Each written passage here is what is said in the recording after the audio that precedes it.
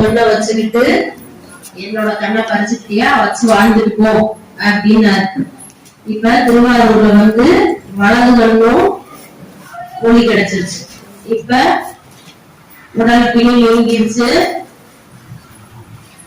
இடது கண்ணும் ஒளி பெற்று விட்டார், வலது கண்ணுலையும் ஒளி பெற்று போயிருச்சார். இப்ப பறவை நாச்சியாரோட இல்லத்துக்கு போகணும். ஏற்கனவே இவரோட வந்த அடியார் கூட்டம் பரிசுகள் எல்லாம் இருக்காங்கல்ல, அவங்க போனதுக்கு அந்த அம்மா வந்து இங்க சங்கிலி நாச்சியார திருமணம் பண்ணிட்டாருங்கிறது அந்த அம்மாவுக்கு தகவல் தெரிஞ்சிருச்சு. அதனால என்ன செஞ்சாங்க, யாரும் இங்க வரக்கூடாது, அவரை சேர்ந்த யாரும் வரக்கூடாதுன்னு மாளிகையில உத்தரவு போட்டு விடல, கதவை அடைச்சிட்டாங்க.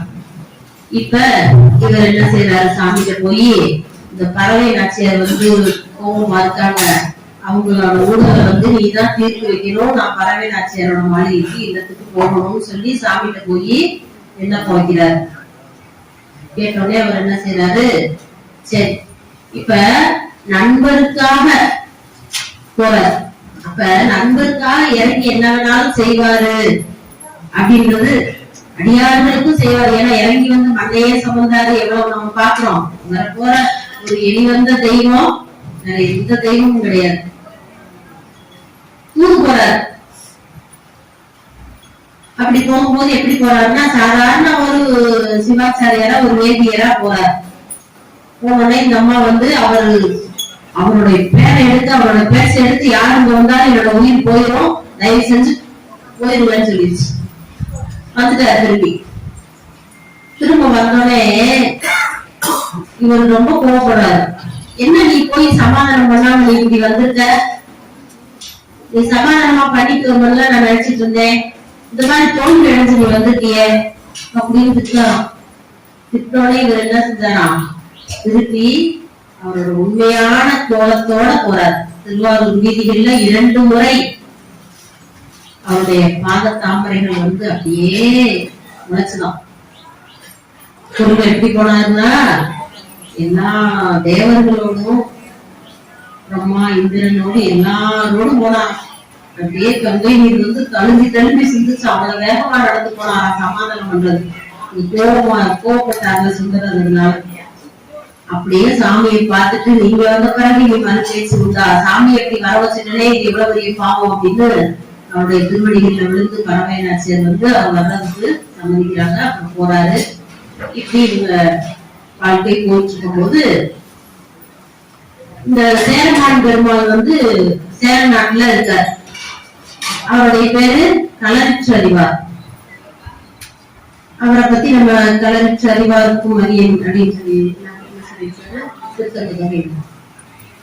அவர் வந்து இந்த எல்லா விலங்குகளோட பாசை எல்லாமே அவருக்கு தெரியுமா. அவர் என்ன செய்வாரா, தினசரி பூஜையில சிவபூசையில வந்து சிவபூசையோட முடிவுல பாலச்சிலம்பொலி சாமி வந்து காட்டுவார், கேட்க செய்வார். சிலம்பொலி காட்டுவார், கேட்கும். அப்ப ஒரு நாள் வந்து இவரோட சிவபூசையில சிலம்பொலி கேட்கல. கார்கொண்ட கொடைகளறி சடிவார்க்கும்.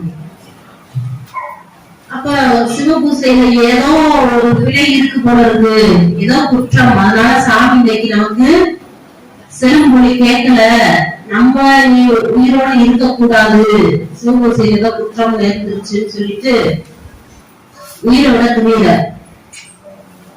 அப்ப சாமி சொல்றாரு, அப்பா அங்க சுந்தரர் பாடிட்டு இருந்தாரு, அவரோட பாட்டுல மயங்கிதான் சிலம்பொலி காட்டுறதுக்கு கொஞ்சம் தாமதம் ஆயிடுச்சுப்பா அப்படின்னு சொன்னாரு.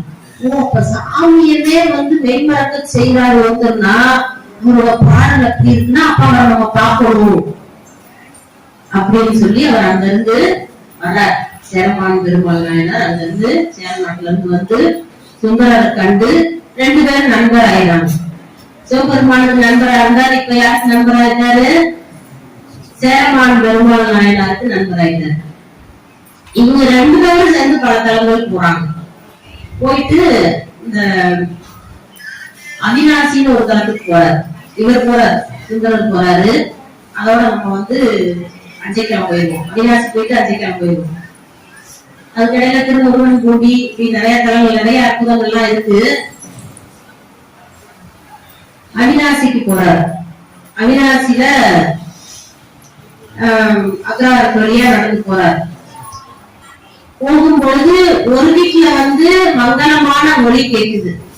மங்களமான ஒளின்னா தெரியும்ல, உபநயனம் பூவும் போடுறாங்க. அவங்க வந்து நல்ல சடங்குகள் எல்லாம் செய்து வேலை வாக்கியங்களோட நல்லா மகிழ்ச்சியோட இருக்காங்க.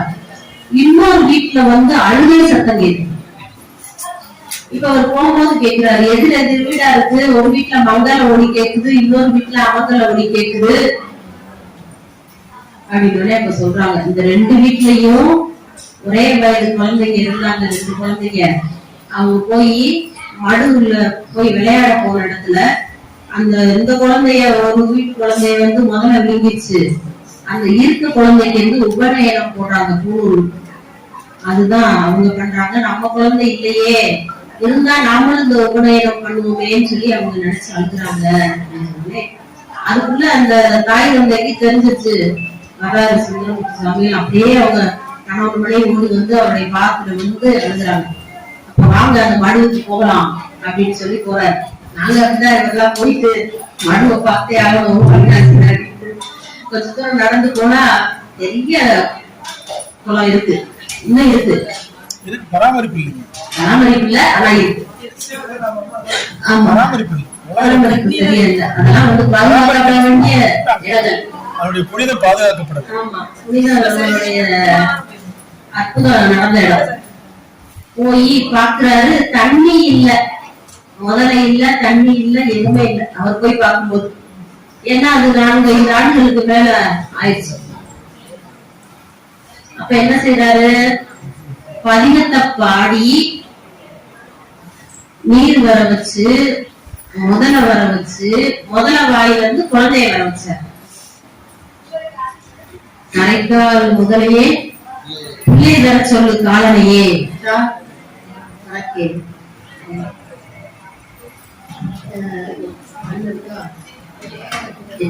மறக்கே எழுதுறக்கும்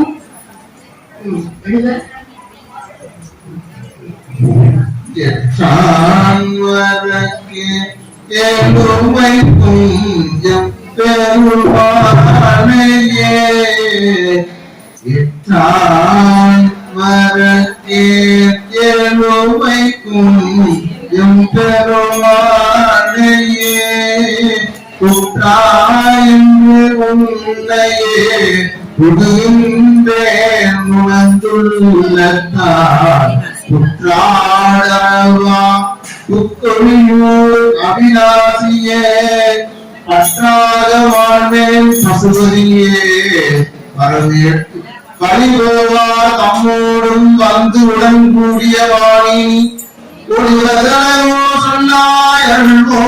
சொன்னாயே தொழிலாரும் சோலை புத்தொழியூரின் குளத்திடை தொழிலாரும் சோலை புத்தொழியூரில் குளத்திடை இனியாரா குளித்தவாணி என்னைக்கு இது செய்ததே உரைப்பார் உரைந்து உலகவர்ணாதங்கள் உச்சியாய் ஆதியும் அந்தமும் இல்லா ஆதியும் அந்தமும் ஆயினாய் புரைக்காடு சோலை புத்தொழியூர் அவிநாசியே கரைக்கால் முதலையை பிள்ளை தரச் சொல்லு காரணியே நல்லாறு தெல்லாறு அறத்துறைவாய் எங்கெல்லாம் வெள்ளாடை வேண்டுகிறாய் வேங்கையும் தோலை விரும்பினாய் உள்ளேறு சோலை புத்தொழில் ஊரில் குளத்திடை உள்ளாட புத்தவாய் என்னை கிரி செய்ததே ஏறும் சடையில் மலமூர்த்தி போரேறது ஏறிய புத்தொழியூர் அவிநாசியை காரேறு கண்டனை தொண்டன் ஆரூரன் கருதிய ஆரேறு கண்டனை தொண்டன் ஆரூரன் கருதிய சீரேறு பாடல்கள் சத்தவல்லார்க்கு இல்லை துன்பமே.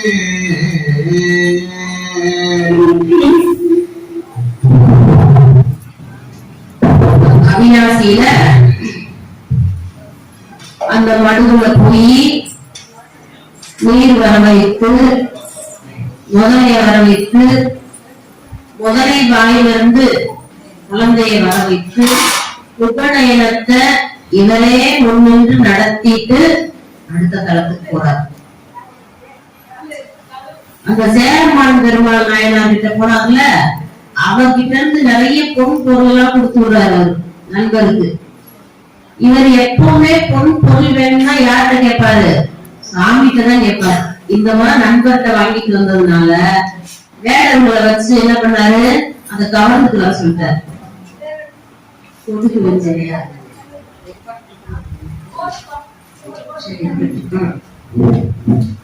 அப்ப இவர் அந்த பொன் பொருள் பறித்து கொண்டு போயிட்டார். திருமுருகன் பூண்டி, அந்த அவிநாசிக்கு பக்கத்திலே இருக்கு. திருப்பூருக்கு போனீங்கன்னா திருமுருகன் பூண்டி அவிநாசி எல்லாம் நம்ம பார்த்துட்டு வரலாம். அப்ப அதுக்கு ஒரு பதிகம் போய் பாடுறாரு. அப்புறம் அந்த கவர்ந்த பொருள் எல்லாம் கொடுத்துட்டாரு. இப்படியே பல தலங்களும் தரிசித்து எங்க வர்றாருன்னா திரும்ப சேர நாட்டுக்கு வர்றாரு.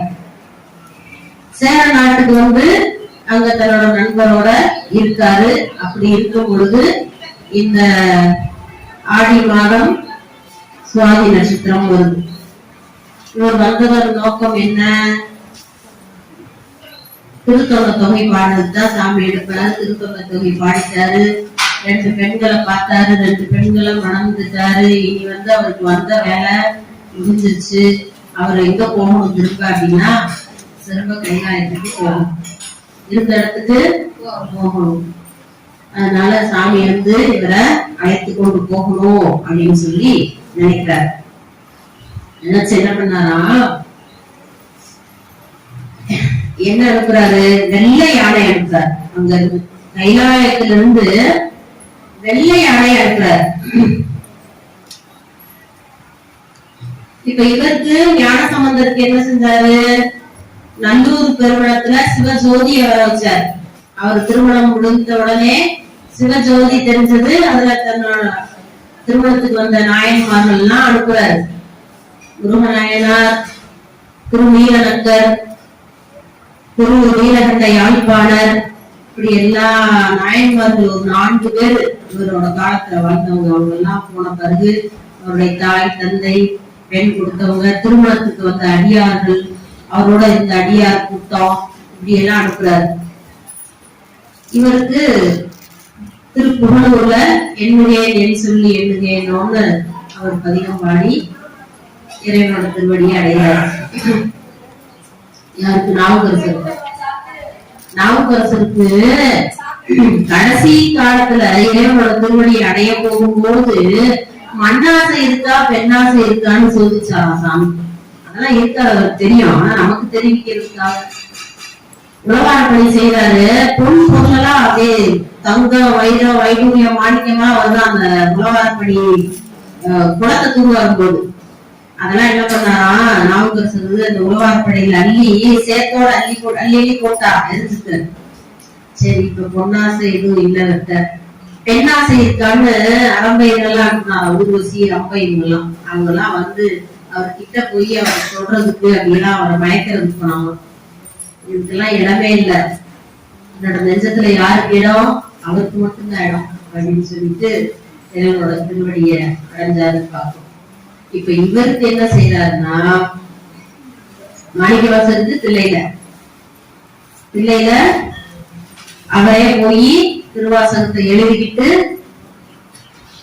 மணிவாசகன் சொல்ல கேட்டு அழகிய திருச்சிற்றம்பலம் அடையான்னு எழுதியிருந்து கையெழுத்து போட்டு தில்லைவாழ் அந்தனர்கள் எல்லாம் திருவாசகத்துக்கு பொருள் என்ன அப்படின்னு கேட்கும் பொழுது தில்லை மூத்த பிரானே சொல்லி தில்லையில போய் சாமியோட 2 கலக்குறாரு அப்படின்னு பார்ப்போம். இவருக்கு என்ன செய்யறாருன்னா, இவர் ஏற்கனவே கைலாயத்துல இருந்து வந்தவர், திரும்ப கைலாயத்துக்கு கூப்பிடணும். இப்ப எப்படி கூப்பிடுறாரு? வெள்ளை யானை அனுப்புறாரு. அந்த வெள்ளை யானைக்கு பேர் என்னன்னா ஐராவணம் அப்படின்னு பேர். இந்திரனுக்கு ஒரு யானை உண்டு, இந்திரனோட வாகனம். அதுக்கு ஐராவதம்னு பேர். இந்திரனோட யானைக்கு பேர் என்ன? ஐராவதம். சாமியோட வாகனத்துக்கு பேர் என்ன? ஐராவணம். அந்த ஐராவணம்ன்ற யானைக்கு ஒரு பக்கத்துக்கு 1000 உருவம் இருக்குமா. இன்னொரு பக்கத்துக்கு 1000 கொம்புகள் இருக்குமா, 2000 கொம்புகள் இருக்குமா அந்த யானைக்கு. அந்த யானையை அனுப்பி அழைச்சிட்டு சொல்றாரு. இப்ப எங்க இருக்காருன்னா சேர நாட்டுல இருக்கார்.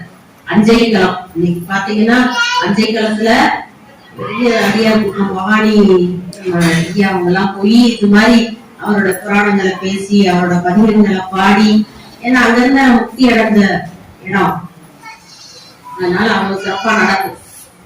அனுப்பி யார் யாரெல்லாம் அனுப்புனாரு, இந்திரன் மால் பிரமன் எழிலார் மிகு தேவரெல்லாம் வந்து என்னை எதிர்கொள்ள மற்ற யானை அருள் புரிந்து அப்படியே யானையில ஏற்றி உட்கார வச்சாங்களாம். அவர் சொல்றாரு, யானையில ஏறி உட்கார வச்சு அப்படியே தேவர்கள் எல்லாம் போறாங்க. இந்த அஞ்சைக்களத்துல இருந்து இவர் யானையில போறாரு, பின்னாடி தேவர்கள் எல்லாம் போறாங்க, எல்லாம் ஒரு கூட்டமா போறாங்க.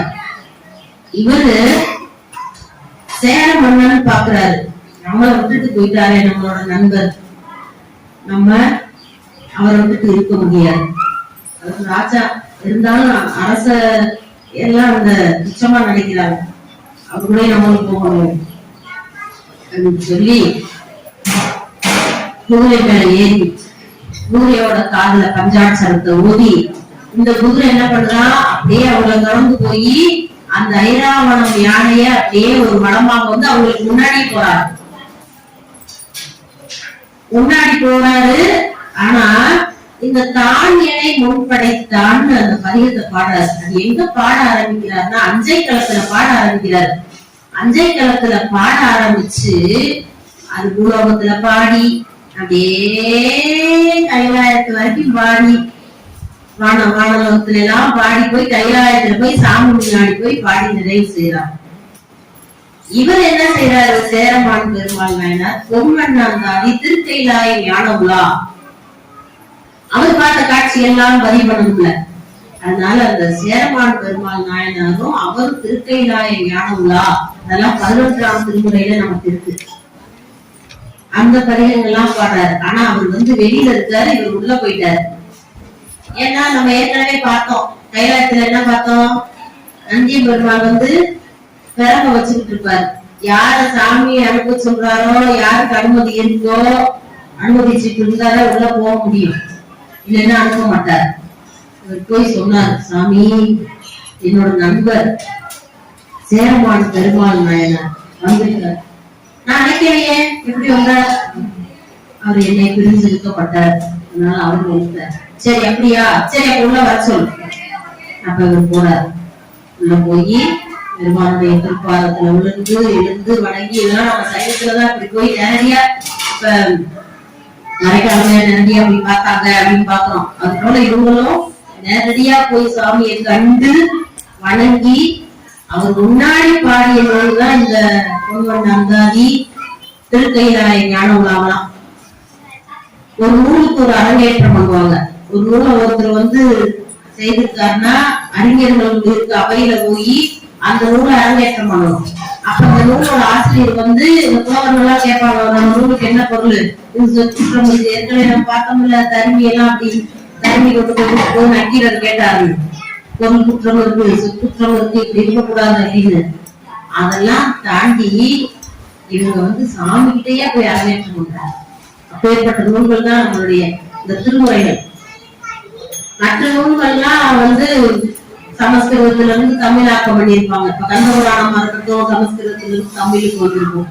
மற்ற எல்லா புராணங்களை எடுத்து எந்த புராணங்களை நீங்க எடுத்துக்கிட்டாலும் அது வந்து சமஸ்கிருதத்துல இருந்துதான் தமிழுக்கு மொழி ஆக்கம் பண்ணியிருப்பாங்க. ஆனா தமிழ்லயே நமக்கு வந்தது 12 திருமுறைகள். 12 திருமுறைகள் நமக்கு 27 ஆசிரியர், விஞ்ஞான சம்பந்தர், வாகீசர், சுந்தரர், திருவாரூரர், மற்ற திருவாளிகை தேவர், சேந்தனார், கதவூரர், தெல்லு பூங்குருத்தி நம்பி, வைகான கண்டராயந்தர், வெளிநாட்டடிகள், திருவாளியவகனார், பூர்வோத்தமர், சேதிராயர், மூலர், திரு ஆலவாயார், கரைக்காலம்மை, ஐயடிகள் சேரமான், உழைக்கிறர் கல்லாடனார், கபிலர், பரணர், மெய்யினர் இளம்பெருமானோடு ஓக்கும் அதிராடிகளார், திருவேங்கு பட்டினத்து அடிகளோடு நம்பியாண்டார் நம்பி சேக்கிலாரும் சிவனடி திருமுறைகள் 12 அருள் செய்த தெய்வீக அன்மையோடு 27 ஆசிரியர்கள் வந்து 12 திருமுறைகளை கொடுத்திருக்காங்க. இதுதான் நமக்கு வேதம். அதனாலதான் நேற்று ஒரு அம்மா கேட்டாங்க, ஏங்கம்மா நம்ம திருவாசகம் படிச்சோலே நம்ம திருவாசகத்துக்கு தலைமையில வைக்கிறோம் அப்படின்னு நேற்று ஒரு இடத்துல கேட்டாங்க. அதான் திருவாசகம் சிலைக்கு மேல ஒரு உறுப்பு கிடையாது, திருவாசகத்துக்கு மேல ஒரு கோத்திர நூல் கிடையாதுங்கள நம்ம தலைமையில வைக்கிறோம். தயவு செஞ்சு தலைமையில வச்சுட்டு தலைமையில வச்சிடாதீங்கன்னு சொல்லிட்டேன். தலைமையிலேயே வச்சுக்கங்க, தரையில வச்சிடாதீங்க அப்படின்னு. அந்த மாதிரி இந்த நூல்கள்லாம் நமக்கு கொடுத்துட்டு நமக்கு போயிருக்காங்க. அவங்க எல்லாம் வந்து நமக்காக இந்த நூல்கள்லாம் அருளி செய்யணுங்கிறதுக்காக வந்தவங்க. அவங்க வந்த நோக்கம் நிறைவேறி போயிருக்காங்க. அந்த நாள் தான் இந்த நாள். ஆடி மாதம் சுவாதி நட்சத்திரம். இப்ப நம்ம தானியனை முன்படைத்தார் எல்லாரும் பாடுங்க. கைலாயத்துல சாமி முன்னாடி பாடுனது. இது வந்து 3 உலகத்தையும் பாடிட்டாங்க. கீழ உலகத்தையும் பாடி, வான் உலகத்தையும் பாடி, கைலாயத்திலையும் போய் பாடிட்டாங்க. அப்பேற்பட்ட நொடித்தான் மலை பதிகம் பஞ்சம் எல்லாரும் பாடுங்க. எல்லாருமே தான் என்னை முன்படைத்தான் திருச்சிற்றம்பலம்.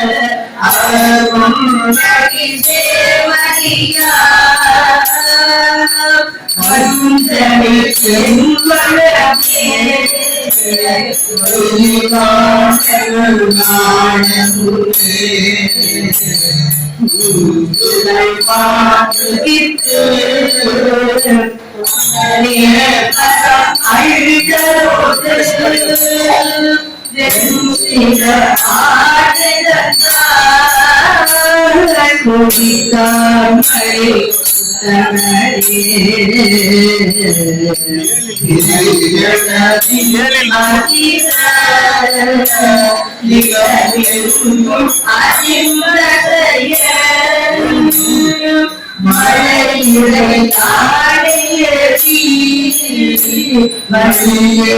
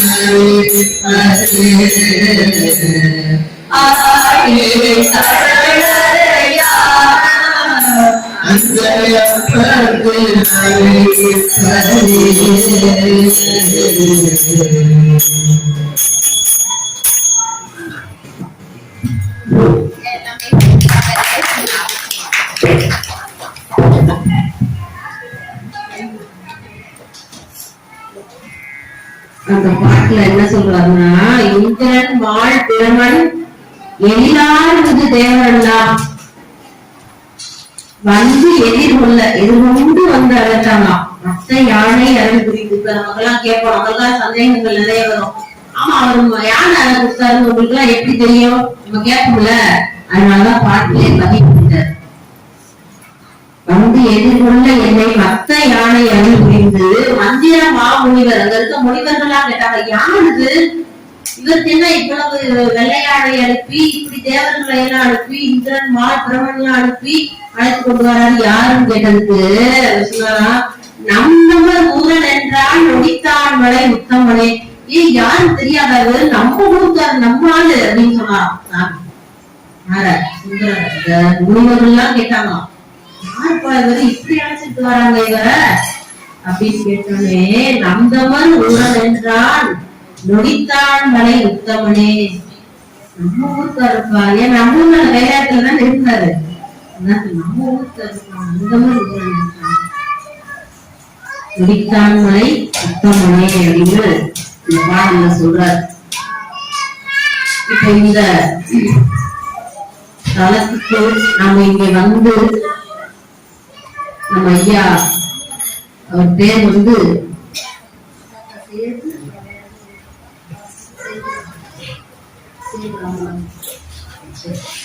ஐயா அவர்கள் வந்து இந்த குருமுசை திருநாளை ஏற்று போற்றி நடத்துறாங்க. அவர் பேர் சேது ஐயா. சைவ குடும்பம். அந்த குடும்பத்துல இன்னொரு பாத்தீங்கன்னா குடும்பமே அவங்க வந்து கூட்டு குடும்பமா ஒற்றுமையா இருக்காங்க. நம்ம குடும்பமெல்லாம் எப்படி வாழணும்ங்கிறது வழிகாட்டியா இருக்காங்க.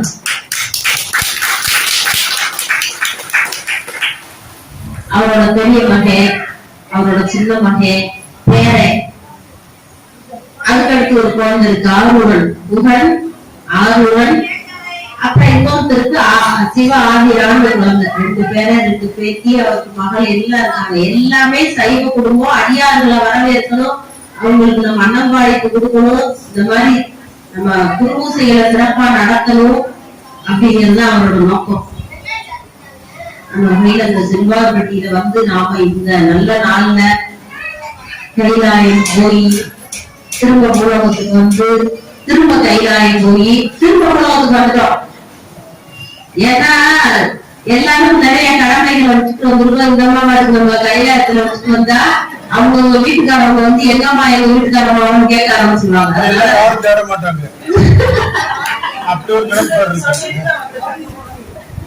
அதனால திரும்ப நம்ம எங்க வந்துட்டோம், சிறுவார்பட்டிக்கு வந்துட்டோம்.